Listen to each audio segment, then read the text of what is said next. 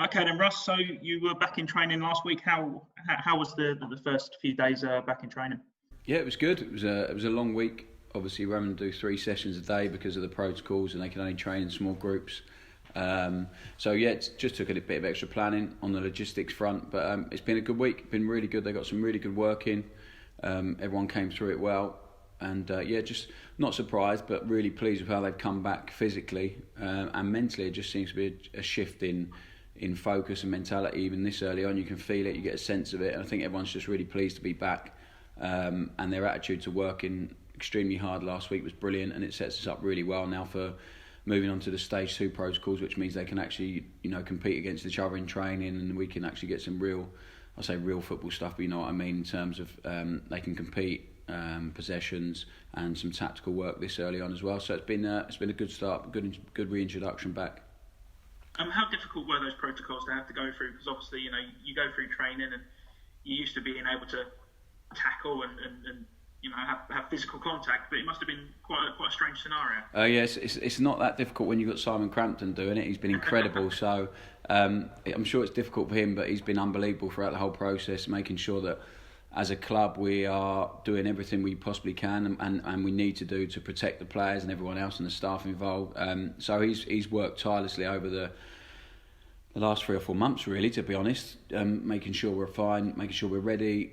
Helping us in terms of what we need to prepare, how we need to prepare it. So he's been great. And to be honest, after the amount of time they've had off, we'd have probably done something similar anyway in terms of reintroducing and moving back to football movements and getting used to just feeling the ball again, because some of them for 4 months literally haven't kicked a ball, so just getting them back to moving and feeling their way into it, but also getting loads of good work in. So yeah, I'm really pleased with last week, and huge amount of gratitude and debt to Simon and Andy Cullen, to be honest, the way they've worked on it to make sure that we're fine and ready to go. And how's everybody come back in terms of conditioning? Obviously, they've all been doing their little programs at home, but have you been impressed with just how fit they've come back? Yeah, incredible, because it's not easy when you're off for that amount of time and no gyms open, for all of that and everything else that comes into it. So yeah, really, I mean, they've stuck to their programs again. Matt Wilmot, Tom Bromley, Adam, Simon, they put the programs together for the guys throughout the period, adjusted them from time to time, and really difficult for the players when the goalposts kept getting moved. Their return to training date kept getting delayed, then it was return to play, and then it was the season might be over, it might not. Literally there was a decision being made where we'll either be back at training next week or you'll be off again for the next 4 weeks. So really difficult for them guys to sort of maintain focus and set a goal, really, because it was difficult. No one knew what was going to be happening in terms of time. So yeah, really proud of the lads, and I'm really, again, grateful that they've managed to stay in such good shape, because it means we can hit the ground running really early. It means we're not having to play catch up or anything. So they've all come back in really good condition, especially considering the time off. And some of them, have changed a lot physically, and for the better, I'd say. Not in that they've not come back 2 stone heavier. So not quite like me. Yeah, then. exactly. Yeah. So yeah, I mean, they've come back really well, really well, and I'm really pleased with them.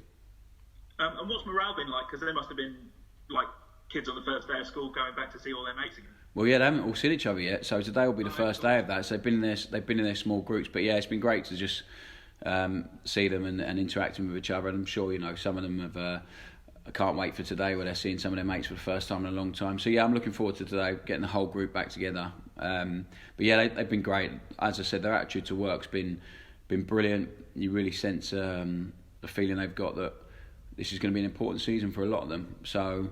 A lot of us. So yeah, I'm looking forward to getting started properly, and they've been if they can continue this attitude and application, which I'm sure they will, we'll be off to a good start in pre-season. We've seen some ins and outs already.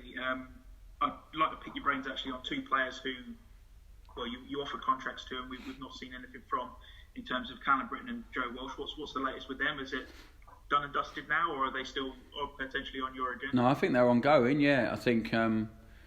With Callum, obviously he's entitled to, and Joe, he's entitled to see what else is out there. Football's been affected financially, our club included in that.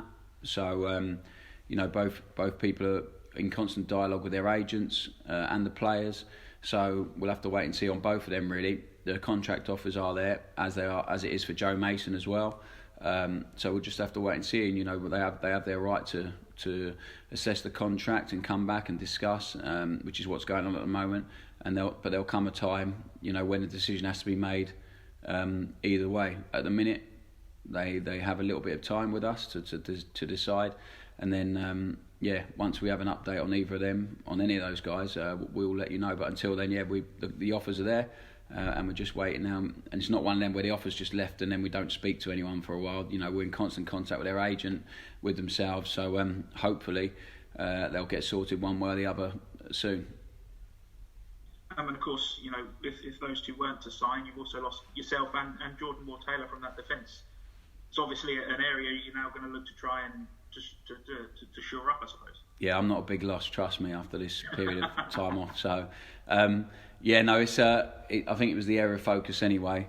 I think the recent, obviously what's gone on, it makes it even more important that we need to add and strengthen there. So we worked really hard over this period of time. The staff and Liam Sweeting, you know, making sure we've got a succession plan for everything really, and we've got a list of targets, and if we don't get number one target, you move on to the next one, etc. So I'm really comfortable with who we've got on those lists, and I'm really comfortable where we're at in terms of discussions with these players and clubs, etc. So yeah, I'm comfortable with that. We want to do our business as early as possible, of course. So which is why the guys who've been offered contracts, there comes a certain time when they have to make a decision. But until then, we've got a really, really strong squad. We've kept most of the spine of our team last year in terms of the starters, which is really pleasing.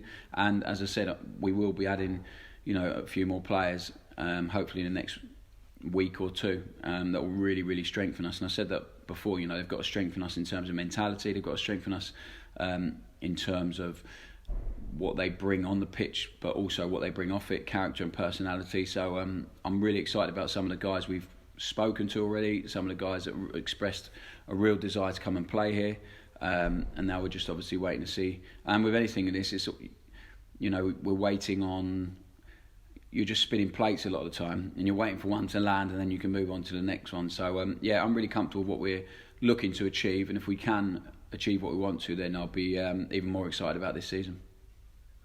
We saw Conor McGrandles move on last week. Are you also looking to maybe shift out a few more players from your wage bill, or is it just a case of seeing how the landscape lies? I think it will be. I think we have to. I think there'll be there'll be people in the squad who weren't involved very much. That'll be pretty obvious. Who weren't involved very much last year. That will remain the case this season in terms of the vision for the team and stuff. So there will be people who need to move on to go and play. And it also, they need to move on to free us up to do other business. So they're aware of that situation. The players are. They're not going to get treated any differently, but they're aware that it works out best for everyone if they go and play. And in the meantime, whilst they're here, they'll be treated exactly like anyone else, and they'll be fit and they'll be part of the squad and be used, as much as possible. So yeah, they know the situation. I'm sure there'll be more ins and outs, it's definitely before the season starts, but in the next couple of weeks, I think we'd like to do it as early as possible so we can get some work into the squad and the team, what it's going to be moving forward next season. I'm pretty sure there will be.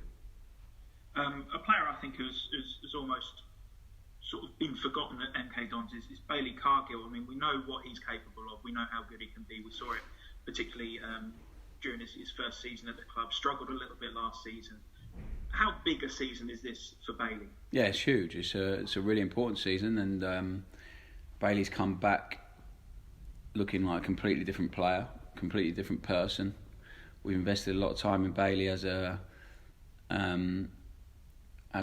person as well as a player, and his attitude last year was incredible to extra work, to the challenges that were set to him by me, really, because I know as well as you do what he's capable of.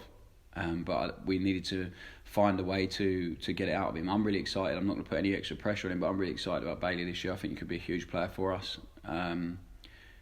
If he's half of what I think he is, then we'll see the best of him this season in playing in a way that really suits him. So I'm looking forward to it. I think I've noticed a massive change. I think everyone has in Bailey physically and mentally. And I really just want us to get the best out of him this season. I think I'm really confident we will, because he's a huge member of the group, part of the squad in terms of his personality and his character. He's a huge asset for us in terms of the way he trains, his attitude to training every single day. And he's another one, like Reece Healy and everyone else, their day-to-day habits have just improved and got better and better. And you look at them now and just great professional, physically in the best shape of his life, there's no doubt about it. So hopefully all of that adds up to a good season. I think he's aware of how important it is for him personally as well. So I'm looking forward to seeing what Bailey Cargill can bring this season.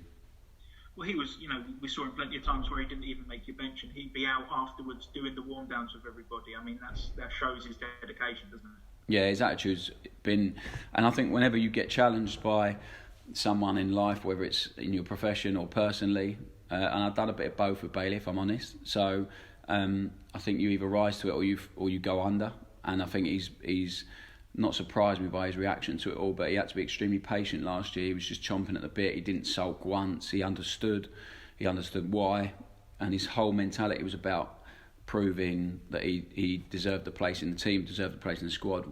And there's no doubt in Bailey's ability as a footballer. There's no doubt in him as a person, how good he is. I just challenged him on a few things we did about how he could get back in the team, why he wasn't in the team at the time, and he completely understood and took it really, really well, and just came back and hasn't surprised anyone. He's come back to this pre-season. He looks incredible, and he's been, the first week he's been really, really strong, so I'm hopeful we can continue that. It must be quite a lonely existence for Lee Nichols at the moment, given that he's the only goalkeeper on your books. You must be obviously looking in the market for a new goalkeeper, but how's he come back? Yeah, really well. Another one, really, really well. He's come back really well physically. He's been doing sessions during the the period off with Dino and without Dino. So big player for us, Lee, last season. I'm sure that will continue this year. Laurie Walker's in training with us. We're trying to get that sorted quickly as possible because he does a great job for us in terms of squad and training and his professionalism. So, and then we're looking to get another goal in at the minute. That's ongoing. That's taken a bit longer than we wanted, but we'd rather wait for the right one. So, Lee's great, and he understands that he can't be comfortable. The person we bring in will put pressure on him, but he's earned the right at this minute in time to be our number one after last season, and he's got to continue that and make sure that his application and attitude is exactly the same, because he became a really, really important part for us. Have you had any opportunities to sort of think about pre-season friendlies? Because obviously it's going to be tough with all the protocols that you guys have got to go through. Traditionally non-league sides are the ones that you go to play, but obviously there's question marks about whether or not they can go ahead. What's the process been for you on that so far? Yeah, so just utilising every contact I've got, I think, for the last couple of months. So they're all planned. They're all, adhering to protocols and stuff like that, making sure we can do it. But they're all planned. We've got 5 or 6 really good games lined up for the guys. The way they planned it in terms of what minutes they'll get, etc. It'll be a really good test for us. Really, really good. And I'm looking forward to it. We've got a lot of work to do before then. We've got a couple of weeks until we play any games, so got a lot of work to do, but I'm looking forward to the games, and when they come fairly quick and fairly fast. But I think it's really important to get some good quality opposition and good games in after such a long period off. So we probably end up playing maybe one game more than we'd usually would, but it's just because the guys just haven't had any game time at all. So we got to make sure they're in a position to be ready for those games, physically, tactically, and mentally, and it's our job to do that. And then when they come, I think the guys are looking forward to it as well. They've seen some of the fixtures they've got, and it will be really good test for them. How important is that sharpness? Because we see, even when you guys have 6 weeks off for pre-season training, that sometimes those first few friendlies back can be a little bit slower, a little bit more like you're running in treacle sometimes. But having had 4 months off, it's going to take a lot of work, isn't it? Yeah, I'm pretty sure they'll be too excited to be looking like a running treacle. But again, it's you've got to pace yourselves. We've got to make sure that every game serves its purpose in terms of our physical preparation, but also the tactical preparation. So they're all going to be different, and that's why we've chosen the games we've chosen. They're all going to be completely different in terms of what they require. And I think we just got to make sure that we manage the guys' expectations. So the first game, they're not expecting just to come back in and run around like they did in the game when they finished, because it is going to be a bit different. Nothing replicates those match minutes at all. So we'll try and get them as close to that in training as possible, so make sure they're ready, and then once they come, I'm pretty sure 1 or 2 games, and they'll get back into the swing of it, and they'll get back up to speed, and we'll make sure we're ready for that. September the 5th and September the 12th. And then finally from me, how massive a season is this going to be for you and MK Dons? Yeah, it's a really, really important season for me. Obviously, last season was cut in half almost for us as a management team and a group of players. But I think it's really important. I don't want to waste. I think everything we do will be done with a purpose. I don't want to waste any time. We know what we want to achieve, and I think that's just improve and make sure we progress and improve on last season. And the guys have, they've set themselves a really high bar in terms of performance, because if you look at some of the results they had last year, especially against teams who were in that top 6 or 7 and ended up finishing there, we had some really good results, especially at home. So the bar they've set themselves a really high bar. They're going to have to improve on that and develop, and I think we'll be looked at differently from the start of next season as we were when we first took over. So that's going to bring different challenges because people know a little bit more about us now. So I'm looking forward to it. The aim's to improve, the aim's to progress, and let's see where that takes us. Fantastic, thank you. Hi, Russ. Hi, James. So last season we saw kind of the emergence of a couple of young guys in Sam Nombe and David Kasumu. With the way that the kind of football landscape is, can you see a couple more of the youth players on the team starting to step up? Yeah, I hope so. I think we've got Jack Davis training with us every day. We've got 3 or 4 of the young guys training with us now for pretty much the whole of pre-season, because once they're with us, they can't then go back to the academy and dip in and out because of the protocol. So they've got a real chance to show what they're about in training and in games. So we've got, we're hopeful that we can get 1 or 2. But I think Dave and Sam, breakthrough season last season. Now they've got to make sure they kick on from that and don't get comfortable, and they cement themselves again. And turn themselves into starters every single week.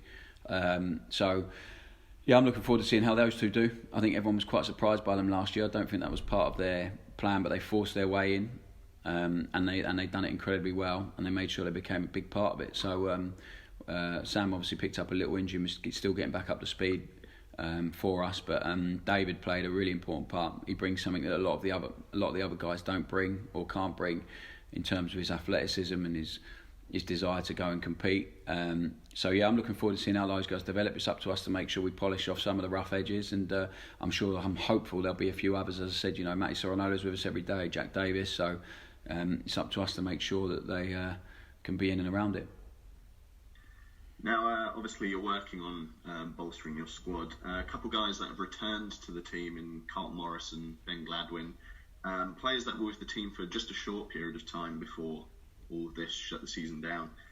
Would you say that's testament to you as a manager and what you're trying to build at MK Dons, that you've got guys wanting to come back even after such a short period of time? I think it's obviously both guys have personal relationships. Ben with Luke worked with him before, and Carlton with me obviously at Norwich for quite a long time. So I think they realised, they saw what we were trying to build, and they were both, I think you have to see this place, MK Dons, as a place to want to come and play. We've spoken to a couple of players who kind of, yes, maybe if there's not a better option, well then they're crossed straight off the list. That's it's not the kind of player we want. You want to, you should want to come here and play. And both of them, the style of football really appeals to both. They really, really enjoyed it. They became really important members of the group really quickly. And the other guys, 2 guys who the other guys look up to in terms of their ability and their attitude every single day, their character. So it was a no-brainer for me to try and get them done. I'm really pleased we got them done as early as we did. I think both will become really, really important players for us. Now, obviously, it's well known your relationship with Norwich from your playing days, and the connection with Carlton Morris bringing over. Are we likely to see more of that relationship flourish? I don't know. I think they'll ask us to go away now. They've done a really good deal with us on Carlton, so obviously, and the chairman's got a good relationship with Norwich as a club as well, and so they've been really helpful with Carlton and Louis Thompson last season. So who knows? I honestly, at the minute, I can't see too much more being done with Norwich, but I'll never say never. So but I think we've just tried to utilise all our contacts, whether it be at Norwich, whether it be wherever it is.